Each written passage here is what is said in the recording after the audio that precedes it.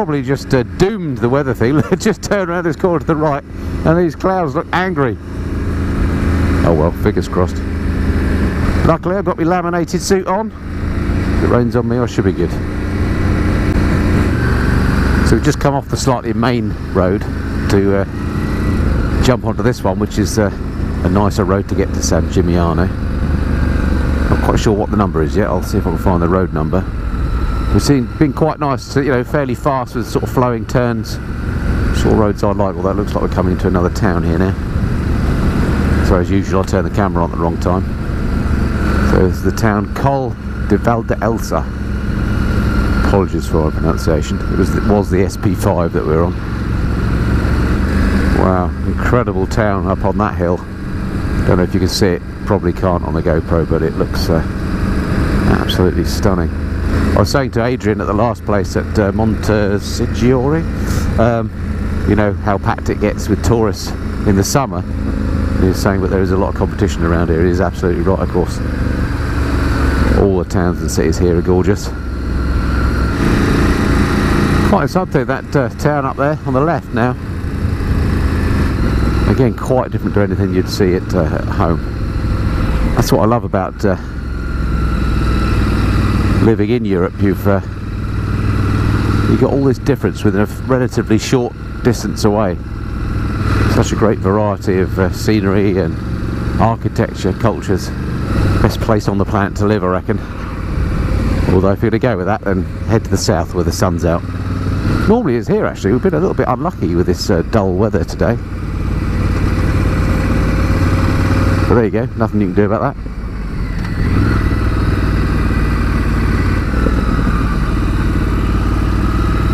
Come on, take him, Adrian. Good man.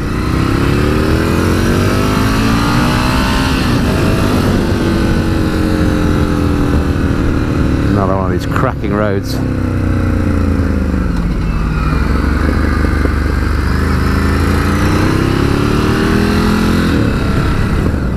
What the Scrambler is absolutely designed for. Oh, bit of roadworks. Bother. Go on, go at the front, Adrian, go at the front. Oh, okay, maybe not. Tuscany. Hey! Nearly went. I've been really along here, I had a big wobble. You just had one.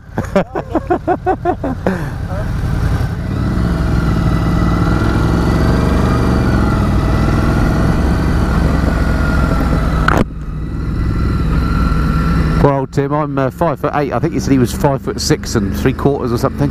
Has a bit of a struggle on some bikes, and of course the Multistrada is pretty tall, so he's trying where possible not to have to stop, because every stop becomes a bit of a exciting time. Completely understand where he's coming from. I think the Multistrada must have been designed by a Dutchman. Still keeps things interesting. Stuck behind a Suzuki Not Swift. Oh dear. It's a chance. No, it's not. Yes, it is.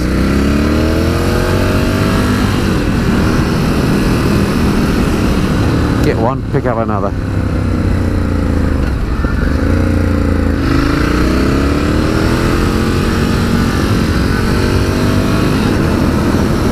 Yeah.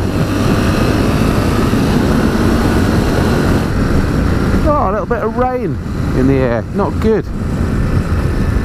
So I've just seen the skyscrapers of San Gimignano in the distance, so we're not too far to go. It's an absolutely cracking road here. Riding up towards it. I don't know if we're going to get a view in a minute if we're pointing in the right direction.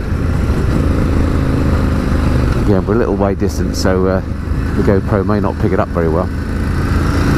It's an absolutely brilliant road, this. Sadly, I don't know which road it is, but it's a corker. And we can really lay this this Scrambler down, even though it's got those tyres that look sort of off-roady. They're obviously more on-road than off. They're pretty confidence-inspiring on these dry roads.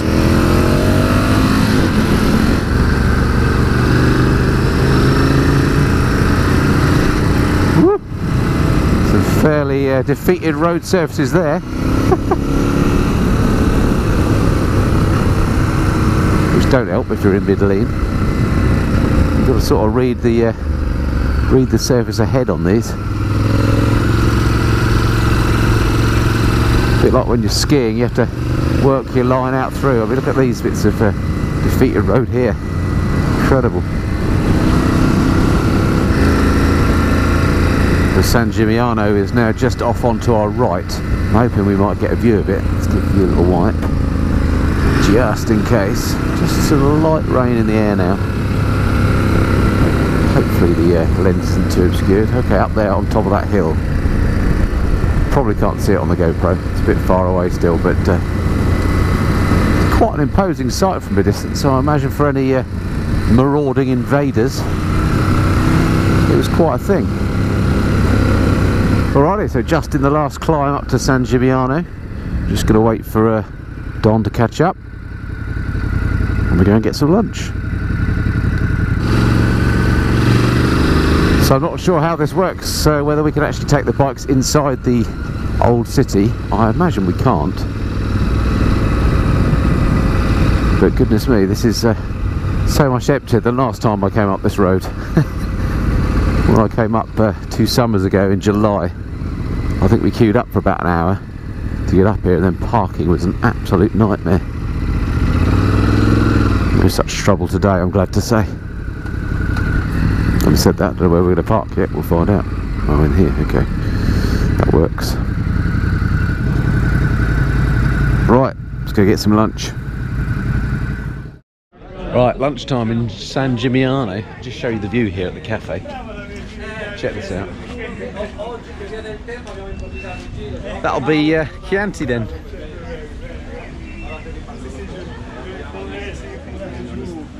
Marvellous. Right, we managed to rustle up a table in a full restaurant, so that's good. Or Adrian has. Buongiorno.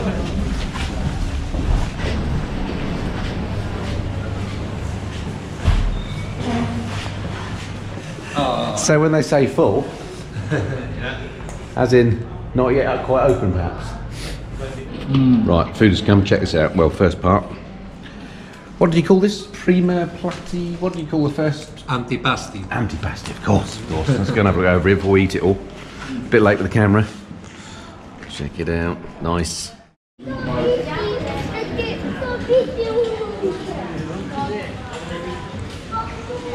So here we are in San Gimignano. I actually forgot to record the rest of the food. I was too intent on eating it, sorry about that, but there we go. But this is an amazing place. Unfortunately, it is raining now, hence why I'm carrying my helmet like this. But check out behind me, you might see on the GoPro this skyscraper.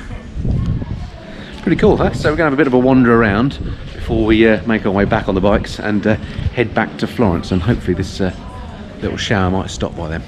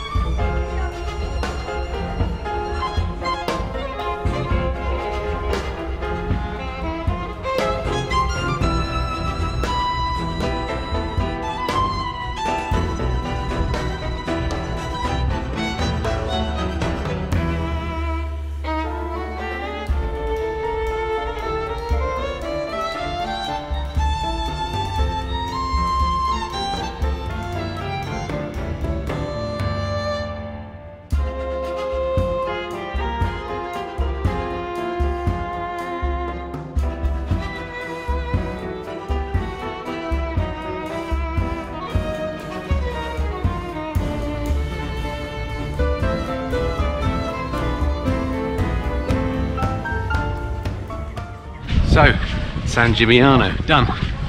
Again.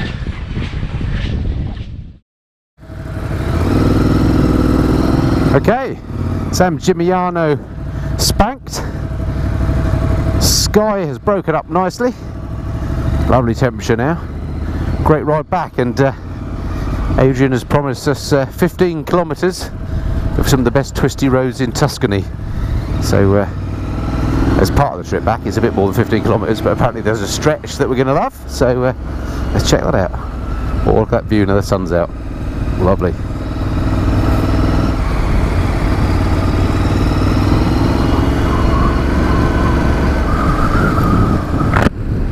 Oh, what a difference a little bit of sunshine makes. Glorious across there. So this is pretty much the home run now, I think. It's been a cracking couple of days, it really has. I think when deciding on this sort of tour, it's you've got to choose your timing carefully, because you can come this time of year, which I think is probably the best time actually, because you've got less tourists going on in the tourist traps like San Gimignano and the other places we've been, and of course also less traffic on the road, although of course you do run the gauntlet slightly with the weather, so depends what's most important to you, I guess. But what a cracking place to come and ride.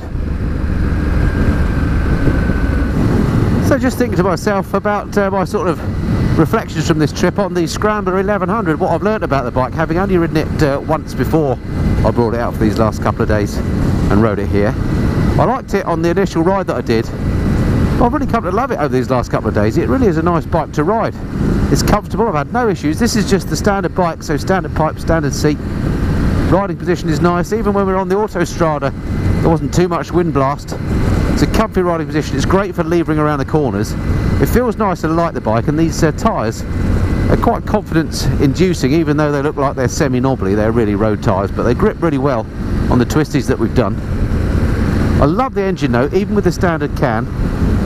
The bike I rode on my first ride had the rather fancy Akrapovic exhausts actually, which sounded and looked amazing, but these sound absolutely brilliant as well. Just a pop and bang when you just come off the gas, they're brilliant. If I were to get one, I'd probably change the exhaust for the Acura just because they look so nice, but they don't sound a whole lot different to these, to be fair. I love the Scrambler genre of bikes generally, and one of these days I will get myself one. The difficulty is what?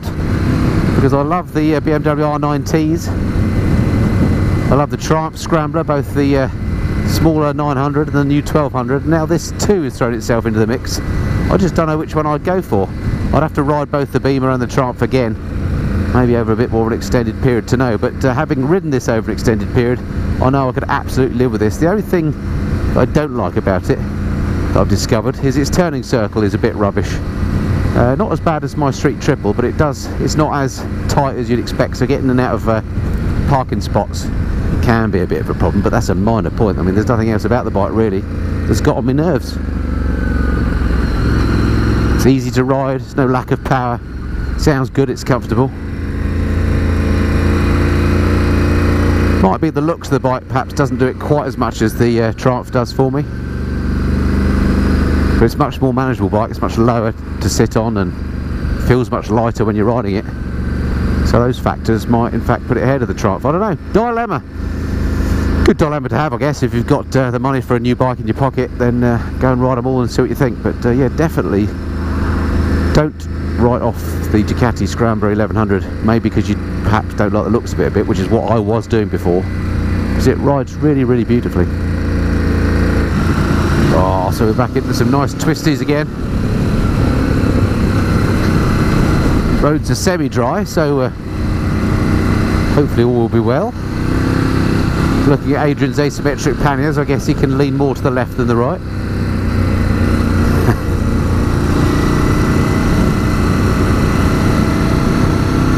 Oh, I'm going to be missing these roads. And the bark out of this exhaust.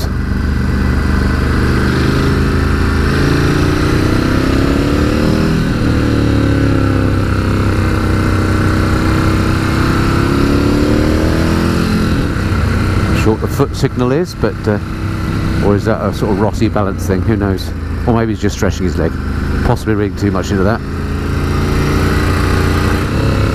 Wow, what a road. Okay, starting to wind it up now.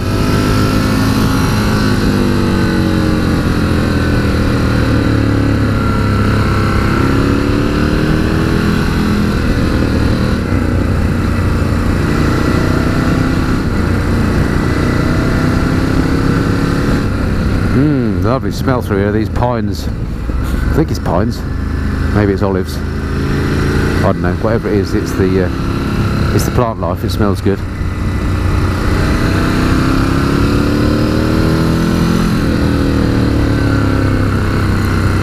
If only there was a road like this in Buckinghamshire, everybody would be riding it all the time. Absolutely fantastic.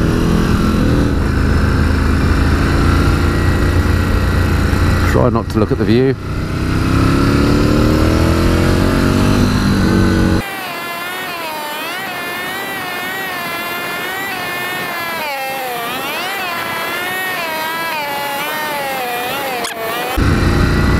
So for those following on the map, this amazing road is the SR429, and I've just passed into a place called Ormani, O-R-M-A-N-N-I, I think that's spelled. And it is an absolute cracker.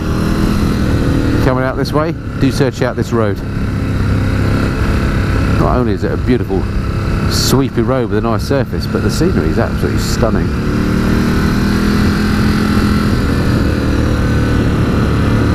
Coming into Gaggiano.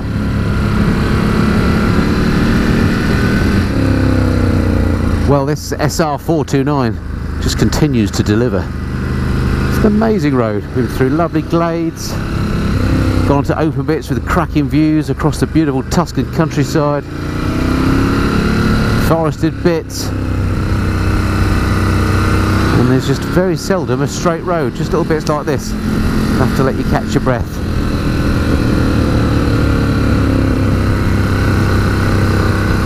I can't remember the last time this Scrambler went out of second gear. Oh, could be a third gear opportunity. There we go. And there's a view. Nice.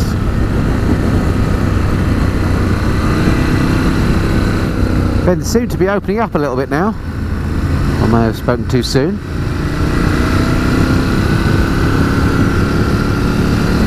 It's still very nice, and the road continues to deliver the goods. A few little damp patches here. They've obviously had some significant rain here today at some point. Our timing seems to have worked out absolutely perfectly, because when we're at our lunch stop, Gimignano is when it seemed to rain when we're indoors actually eating, which was absolutely perfect. Couldn't have timed that any better. That's some fantastic food. Decent fresh pasta with wild boar sauce. Bit of a local speciality apparently. Very tasty it was too.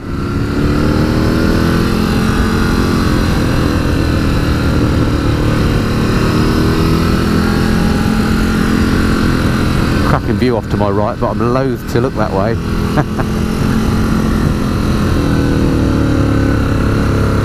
And there are corners to negotiate. Castellina in Chianti. I'm thinking that might translate to castle in Chianti. I don't know, just a guess. So if you want to come and ride in Tuscany, then what's it going to cost you? I had, well, we're going to wait actually, I think, for Don. I'll tell you that in a second. Right, the group is all back together again after the twisties. So yeah, I was going to say about the cost of doing these trips. I had people on previous trips say to me, well, talk about how much it cost you to do it. So I thought I'd just cover that off. So I flew here from Heathrow.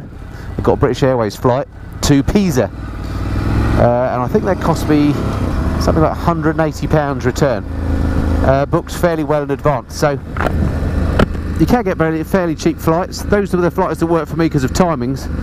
Of course, you can fly direct to Florence, and that saves you then a sort of 1 hour taxi transfer. But the timings just didn't work for me. So you can fly to Pisa or Florence, and then you meet up with Adrian in Florence. I stayed at a hotel, I'm trying to remember the name of the hotel actually. You know, a standard sort of one of the chain hotels in the centre of town. And then the tours themselves vary per day, but it depends what you do. The Ducati one obviously includes things like entrance to the museum and so on, so the prices vary. But I don't think any of the day tours are any more than about 190 euros. I'll put the website below, a link to the website, so go and check out the current pricing. Or of course you can do like Tim did before, ride here on your own bike and then do the tour.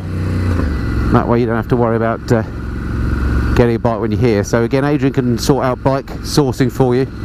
So these bikes we're riding are hire bikes basically, and again depending on what you get, but you're looking around about 150 to 190 euros a day for a bike, depending on what you have. Again, check out the website, TuscanyMotorcycleTours.com, I think it is. Again, I'll put the link below for all the details on the bikes you can hire and how much they cost. And yeah, I thoroughly recommend it to you if you like Italy, or if you haven't been and you fancy a bit of biking while you're out here on your family holiday, even you want to take a day or two out while the wife and kids go shopping. And I absolutely recommend this to you. Adrian's a thoroughly nice bloke, super knowledgeable about the area, and a great rider as well, I have to say. I often judge a rider by how often they use their brakes, and his brake light doesn't go on very often at all. Nice and smooth. And again, just while we're talking about the tour itself, there are a number of sort of tours you can get. Obviously the Ducati one is great if you're a motorbike fan, which I'm assuming you are if you're watching this video. But there are tours, you know, into Chianti country and out to the coast and all the rest of it. Or you can remain flexible, and if you're coming at these times of year, I think the tours run from the end of March until November, and then the weather's really too unreliable after that. But you can do a bit like today, be flexible and just follow the sun.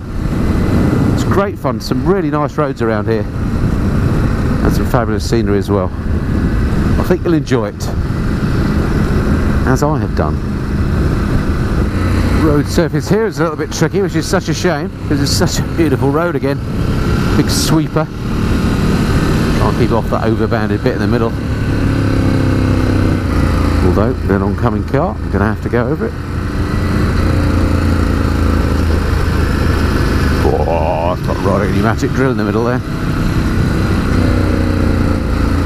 Chiocchio. Perhaps that's it. Oh, radar trap on my right.